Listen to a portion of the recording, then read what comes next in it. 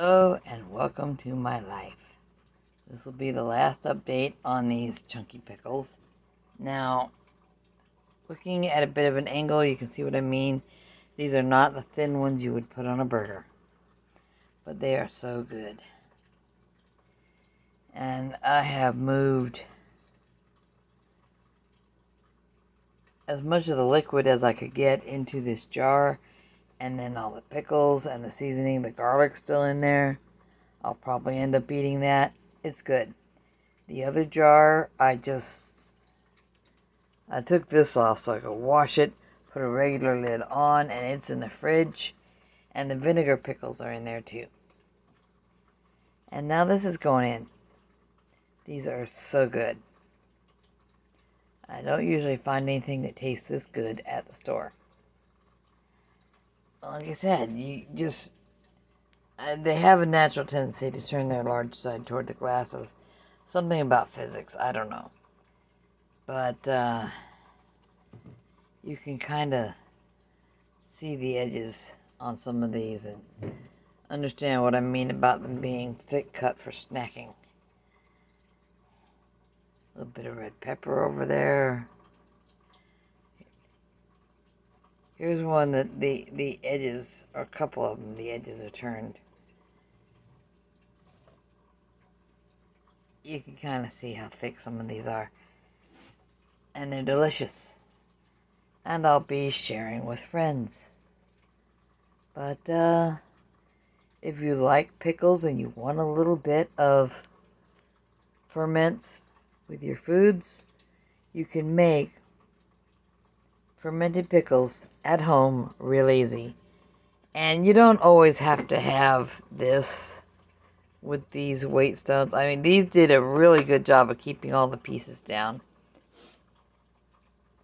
And there's another look at that rim. That's where that water puddle went. And that's where the bubbles came out. And the camera picks up a little more residue from the evaporated water than I had thought, but I'll give that another scrub before it gets put up till the next job. And I think this says on it somewhere, yeah, it's a 2 liter. It's a 2 liter, and it was hard to get the weight stones in on top of all the pickles until after the brine had changed the consistency of the pickles. The weight stones come out a lot easier than they go in.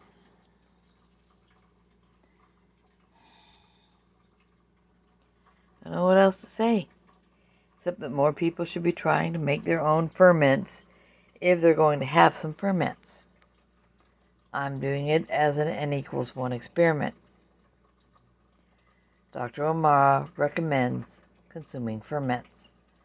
I figured I'd give it a try. It's at least less damaging than trying statin drugs. And it's tasty. So whether, not everyone can find a half-gallon jar. Not everyone wants to spend any money going on Amazon to buy pickle pipes. But you know what? If you have something that'll sit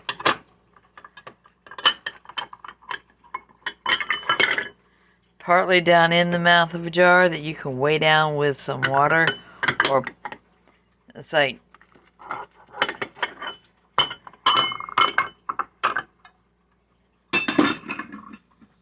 oh, let me see what this is. Oh, that would probably have made a good weight. You put something like that in there, filled with pie weights, and that would have probably stayed down. Of course, then you've got to set the jar on a tea towel, a kitchen towel, and then the bubbles would have just come out, and you'd be wiping it down every day. That's how I learned to make sauerkraut. And with hot dog consumption, I will need to make more sauerkraut. It's almost summer. Now eventually all this dill and dill seed up here floating around, and peppercorns and red pepper flakes, that stuff will go down the more I eat the pickles. It'll just get waterlogged and sink. Usually when you get stuff at the store, this stuff is almost never floating. You might find some dispersed among the cucumbers, but you'll almost always see and they'll put as little of it as possible just to make you feel like it was made with real herbs and spices. But you know what? You make it yourself, you know what's in there. I'm hoping this is healthy. Dr. O'Mara says we should be eating the ferments. Yeah, I got ferments. I should probably make yogurt another time too. Now, if you've got the if you've got something like this, you leave out the weight stones, you boil the milk, you add some live cultured yogurt that you've got that you like. You stir it in real good. You put the lid on and it's already dark. I mean, I've mentioned before that the Instant Pot has a yogurt button. Once the lid is on, it's dark in there, the air is not being exchanged, and so forth. I'm trying to get these dry. Like I said, always put them away clean. If there's that much stuff in there, you can imagine what these look like when I took them out. But, wash the weight stones, wash the lid, wash the crock. And when it's dry, I will be wiping in it with a towel to see if I pick up anything, to know if I need to wash it again. Put it away clean, you won't have much to do when you get it out again. Have a good day.